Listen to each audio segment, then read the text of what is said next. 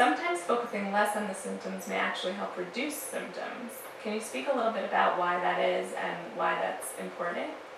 Yeah, it's a really interesting idea about how that works.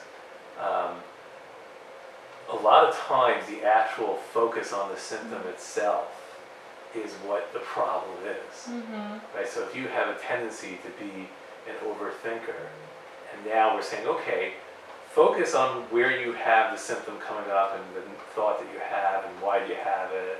What that actually could be doing in some cases Mm-hmm. is to reinforce the problem in of itself, because now it's calling a lot of attention to that symptom, Mm-hmm. and it's now getting the person into this loop where they start obsessing about, okay, did I have the thought then?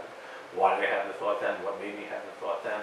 And it could actually reinforce the problem. So kind of in an ironic way, by focusing less on it, Mm-hmm. it actually can help to reduce symptoms in some cases. Mm-hmm. And I think it's a very hard thing for people to do sometimes, because I think inherently people want to know that there's something that they can do Mm-hmm. to make the symptom go away or to get better. Mm-hmm. And what we're talking about here is basically the opposite of that, and saying, don't do anything. Mm-hmm. Well, I wouldn't say don't do anything, but do a lot less, you know?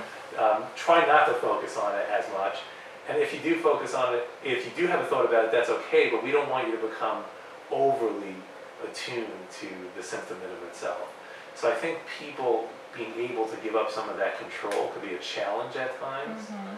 but I think it's really important because it could help pull the person out of that loop where they get really overly focused on the symptom, which only reinforces the symptom. Mm-hmm.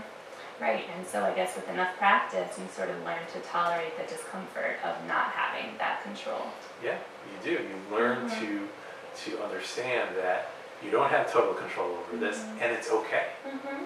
And that's a difficult concept for people to accept, but sometimes that idea is very freeing and liberating for people. Sure. And it kind of creates a whole different relationship between between the symptom that they're worried about Mm-hmm. and themselves. Mm-hmm. And they start to fear it less, which is exactly what we want to achieve with people. Mm-hmm.